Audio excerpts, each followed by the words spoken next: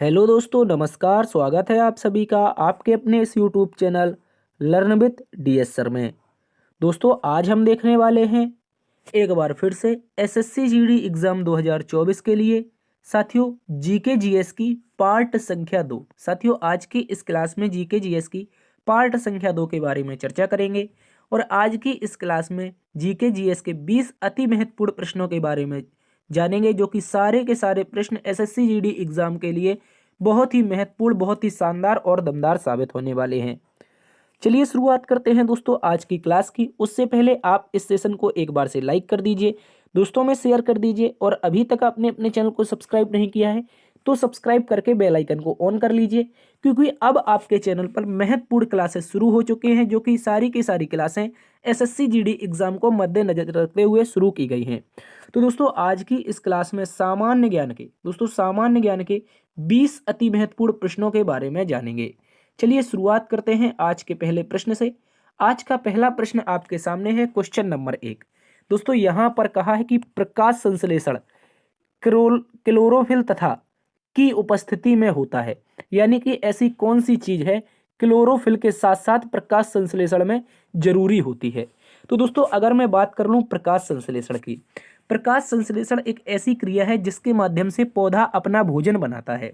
तो प्रकाश संश्लेषण में यदि दोस्तों प्रकाश ही नहीं होगा तो क्या प्रकाश संश्लेषण होगा? तो यहां पर देखिए, हमसे क्लोरोफिल के बारे में तो हमें बताया गया है, लेकिन ऐसी कौन सी चीज है जो आपकी बाकी है? तो आप कहेंगे सर प्रकाश बाकी है।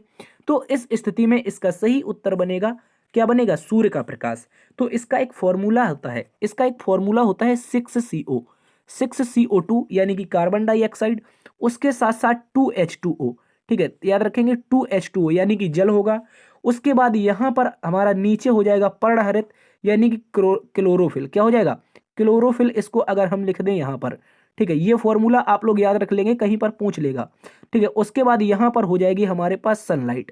क्या हो जाएगी? सनलाइट हो जाएगी। ठीक है, तो यहां पर अब हमारी स्थिति क्या बनेगी, क्या बनेगा? तो आप कहेंगे सर यहां पर बनेगा C6H12। क्या बनेगा? C6H12, एक मिनट, और O6। ठीक है, ये बनेगा ग्लूकोज, जिसे कहते हैं पौधे का भोजन। उसके साथ साथ यहाँ पर 6H2O बनेगा। उसके बाद दोस्तों हमारी ऑक्सीजन गैस भी यहाँ पर निकलेगी, इसको आप लोग अच्छे से याद रखेंगे। ठीक है, 6O2, इस तरह से हमारी ऑक्सीजन गैस निकलेगी। यानी कि प्रकाश संश्लेषण की क्रिया में क्लोरोफिल, जिसे पर्णहरित के नाम से जाना जाता है, और सनलाइट, ये दोनों जरूरी हैं, जिससे पौधा अपना भोजन बनाता है। चलते हैं अगले प्रश्न की तरफ। अगला प्रश्न है दोस्तों हमारे पास क्वेश्चन नंबर 2, जिसमें कहा है कि साबुन का बुलबुला डैश के कारण गोलाकार प्राप्त कर लेता है, यानी कि गोल आकार प्राप्त कर लेता है साबुन का बुलबुला। वह कौन सी चीज है जिस कारण यह गोल आकार प्राप्त करता है? तो दोस्तों याद रखेंगे, हमने फिजिक्स के बारे में पढ़ा है और फिजिक्स में होता है दोस्तों पृष्ठ तनाव। क्या होता है दोस्तों? पृष्ठ तनाव। और पृष्ठ तनाव के कारण दोस्तों याद रखेंगे, जो साबुन का बुलबुला है वो गोलाकार क्या कर लेता है? आकृति प्राप्त कर लेता है। चलते हैं दोस्तों अगले प्रश्न की तरफ। अगला प्रश्न भी आप लोग अच्छे से याद रखेंगे। यहां पर लिखा है दोस्तों कर्नाटक संगीत। कर्नाटक संगीत में अल्पना हिंदुस्तानी शास्त्रीय संगीत के समान होता है।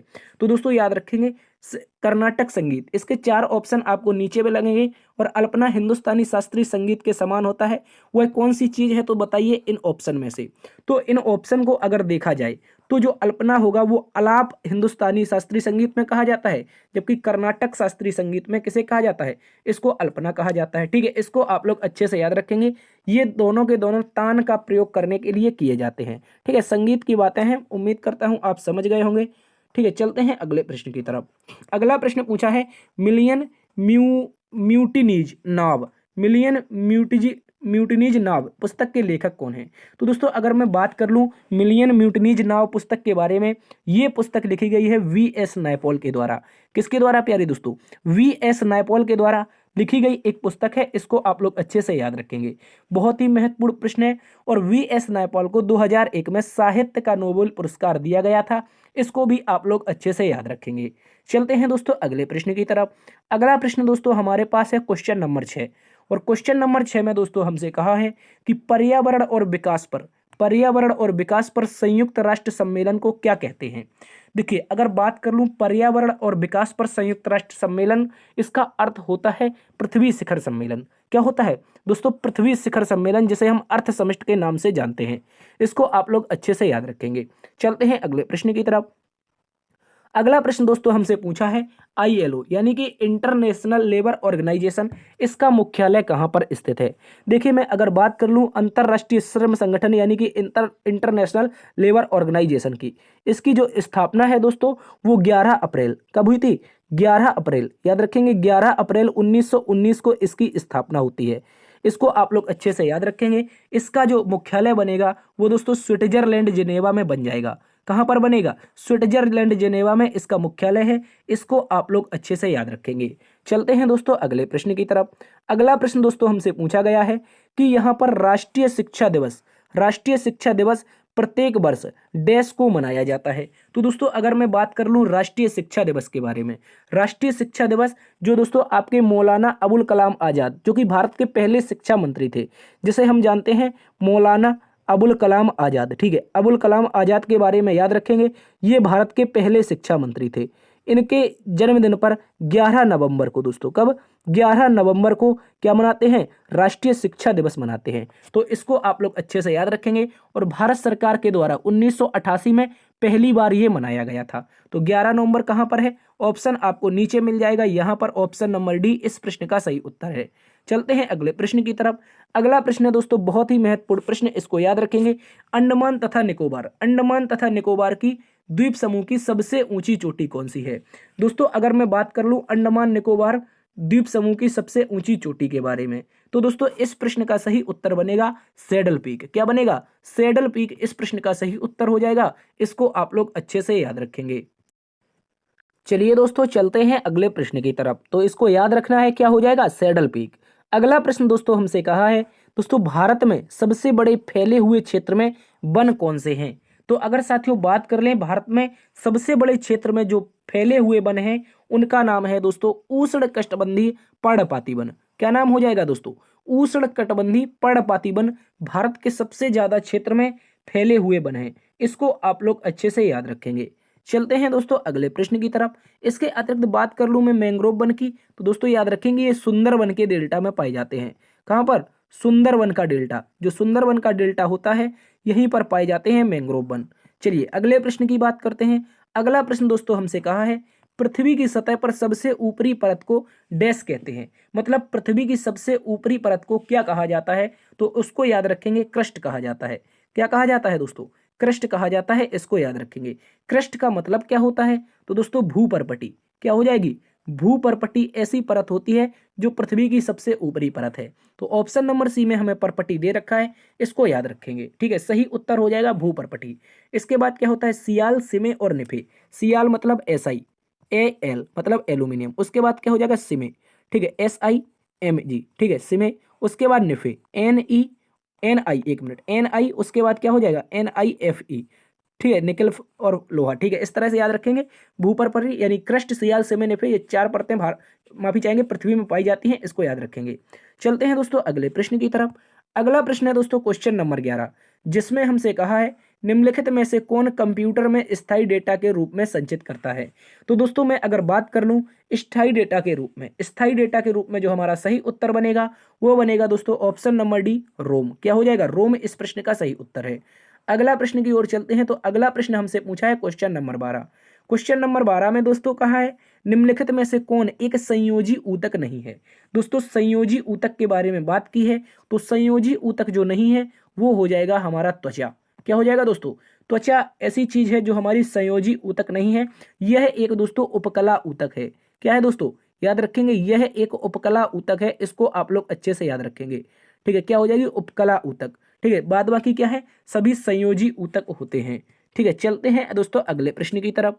अगला प्रश्न हमसे पूछा है निम्नलिखित में से कौन एक निष्क्रिय गैस है? निम्नलिखित में से एक कौन निष्क्रिय गैस है, यानी कि दोस्तों अक्रिय गैस है। अक्रिय गैस की बात कर लूं, जिन्हें दोस्तों नोबल गैस भी कहा जाता है। क्या कहा जाता है? Noble gases. ठीक है, याद रखेंगे। ये दोस्तों आवर्त सारणी के वर्ग 18 में पाई जाती हैं। ठीक है, इसको याद रखेंगे। ठीक है, बहुत महत्वपूर्ण प्रश्न है, इसको आप लोग अच्छे से याद रखेंगे। आवर्त सारणी वर्ग 18 में पाई जाती हैं। और दोस्तों इनमें से कौन हो जाएगी? आर्गन इस प्रश्न का सही उत्तर है। इसको आप लोग अच्छे से याद रखेंगे।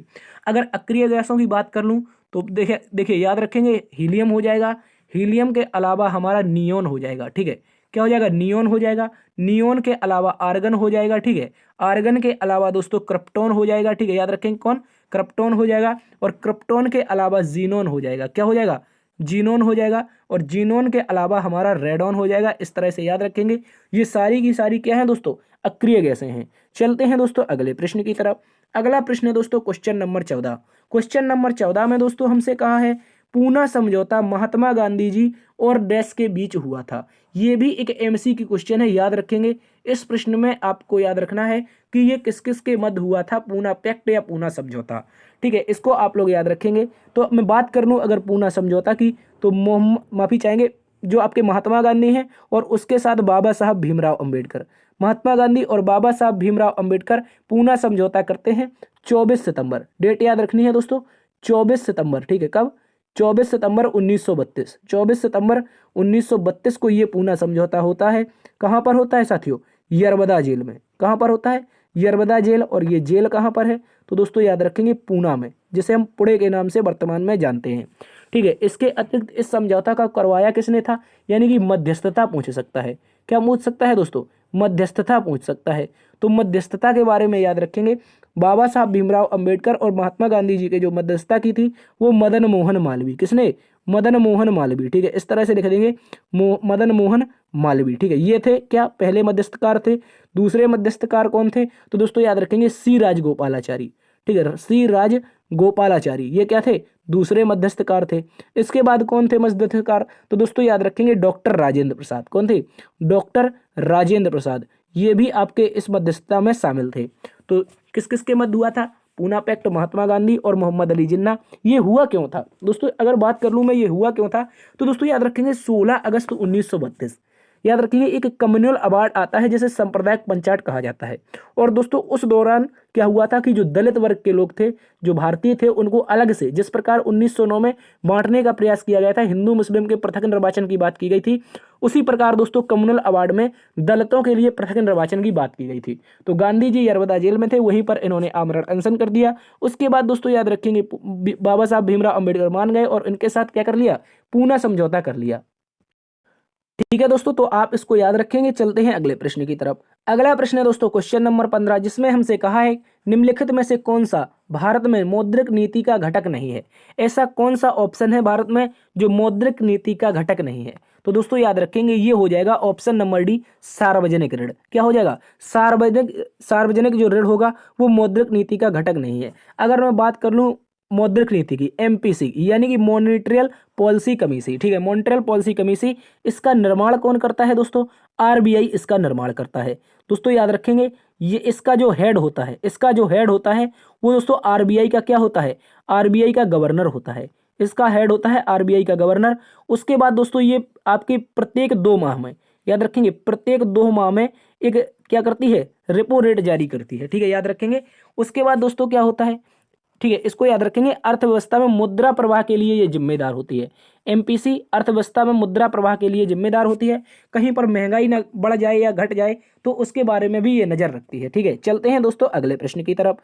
अगला प्रश्न दोस्तों हमसे पूछा है एक आर्थिक व्यवस्था जिससे निजी, यहां पर क्या लिखा है? एक आर्थिक व्यवस्था जिससे निजी तथा राज्य के उपक्रम से मिलकर बनाई जाती है। निम्नलिखित में से ऐसी कौन सी अर्थव्यवस्था है जो राज्य और निजी उपक्रम से मिलकर बनाई जाती है? तो कहने का मतलब है उसमें सरकार का भी हिस्सा होना चाहिए। ये बहुत महत्वपूर्ण प्रश्न है दोस्तों। उसमें सरकार का भी हिस्सा होना चाहिए और दोस्तों पूंजीवादियों का हिस्सा होना चाहिए। किसका? पूंजीवादी का। कहने का मतलब है किसका? उद्योगपतियों का हिस्सा होना चाहिए, ठीक है। उद्योगपतियों का हिस्सा। तो ऐसी अर्थव्यवस्था को क्या कहते हैं? अगर इनमें उद्योगपतियों का हिस्सा होगा तो दोस्तों ऐसी अर्थव्यवस्था बनेगी सरकार और उद्योगपति की दोस्तों मिश्रित अर्थव्यवस्था। और दोस्तों इसी अर्थव्यवस्था को कौन मानता है? अपना प्यारा भारत मानता है, ठीक है। मिश्रित अर्थव्यवस्था, यहाँ पर उद्योगपति भी काम करेंगे और दोस्तों इसके बाद क्या हुआ? इसके बाद सरकार भी काम करेगी। तो ये हो जाएगी मिश्रित अर्थव्यवस्था। तो दोस्तों इस प्रश्न में मिश्रित अर्थव्यवस्था दे रखी है ऑप्शन नंबर डी में, ठीक है। इसको याद रखेंगे। चलते हैं दोस्तों अगले प्रश्न की तरफ। अगला प्रश्न देखिए, यहाँ पर हमसे कहा है क्वेश्चन नंबर 17। क्वेश्चन नंबर 17 में कहा है किस प्रकार की बाजार व्यवस्था में, क्या लिखा है? किस प्रकार की बाजार व्यवस्था में बाजार तथा उद्योग पर कुछ ही विक्रेताओं का वर्चस्व होता है? तो दोस्तों याद रखेंगे ऐसा हो जाएगा अल्पाधिकार। क्या हो जाएगा दोस्तों? वह अर्थव्यवस्था, याद रखेंगे, वह बाजार व्यवस्था जिसमें दोस्तों कुछ ही विक्रेताओं का वर्चस्व होता है उसे अल्पाधिकार कहते हैं। मतलब कुछ अधिकार दिए, अल्प अधिकार दिए, इसको याद रखेंगे। अगला प्रश्न दोस्तों पूछा गया है क्वेश्चन नंबर 18, जिसमें दोस्तों हमसे कहा है निम्नलिखित में से अधिकतम जैव विविधता किसमें होती है। निम्नलिखित में से अधिकतम जैव विविधता मरुस्थल में, नदी में, ध्रुवीय क्षेत्र में और उष्णकटिबंधीय क्षेत्र में। तो दोस्तों मैं बात कर लूं अगर अधिकतम जैव विविधता की, तो दोस्तों ये हो जाएगी उष्णकटिबंधीय क्षेत्र में। कहां पर? उष्णकटिबंधीय क्षेत्र में सर्वाधिक जैव विविधता हो जाएगी, इसको याद रखेंगे। ठीक है, चलते हैं दोस्तों अगले प्रश्न की तरफ। अगला प्रश्न है दोस्तों हमारे पास क्वेश्चन नंबर 19। क्वेश्चन नंबर 19 भी एक महत्वपूर्ण प्रश्न है। इसको अगर आप गौर से देखेंगे, तो किस अनुच्छेद के अंतर्गत भारत के राष्ट्रपति द्वारा संवैधानिक आपातकाल लागू किया जाता है। तो दोस्तों अगर बात कर लूं भारत के राष्ट्रपति द्वारा जो संवैधानिक आपातकाल होता है वो दोस्तों कौन से अनुच्छेद के अंतर्गत आता है, तो दोस्तों इसको आप लोग अच्छे से याद रखेंगे, ये हो जाएगा अनुच्छेद 356। मतलब बात की है राष्ट्रपति के आपातकाल की। मतलब दोस्तों क्या पूछा है? राष्ट्रपति शासन के बारे में। किसके बारे में पूछा है? याद रखेंगे, राष्ट्रपति शासन।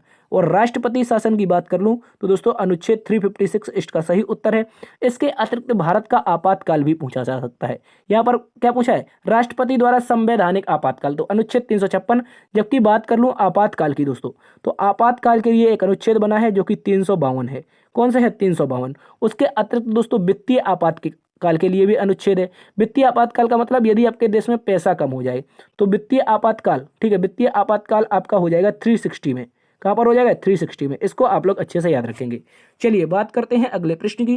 दोस्तों आज का अंतिम प्रश्न है जिसमें कहा है कि भारत के नियंत्रक एवं महालेखा परीक्षक की नियुक्ति कितने वर्ष के लिए की जाती है। तो जल्दी से बताइए, भारत के जो नियंत्रक एवं महालेखा परीक्षक होंगे उनकी नियुक्ति कितने वर्ष के लिए होगी। यानी कि बात कर रहा है सीएजी के बारे में, बात कर रहा है। तो ये आपका आर्टिकल 148 के माध्यम से इसका उल्लेख मिलता है भारतीय संविधान में। और दोस्तों ये 6 वर्ष के लिए कार्य करता है 6 वर्ष के लिए कार्य करता है, या फिर 65 वर्ष की आयु पूर्ण होने तक कार्य करता है। ठीक है, याद रखेंगे 6 वर्ष या 65 वर्ष, जो भी पहले हो जाए इस प्रश्न का सही उत्तर होगा। ऑप्शन नंबर क्या हो जाएगा? ऑप्शन नंबर सी दोस्तों हमारा सही उत्तर है, इसको याद रखेंगे। तो साथियों आज की क्लास यहीं पर समाप्त होती है। आशा करते हैं आज की क्लास आपको पसंद आई होगी। यदि पसंद आई है तो एक बार से सेशन को आपको क्या कर देना है दोस्तों? लाइक कर देना है, दोस्तों में शेयर करना है। और चैनल पर पहली बार आए हैं तो आप अब इसको सब्सक्राइब कर लीजिए। Thanks for watching. देखते रहिए आपका अपना परिवार लर्न विद DS सर। मिलते हैं कल एक नई क्लास में नई ऊर्जा के साथ। तब तक के लिए अपना ख्याल रखना। जय हिंद, जय भारत।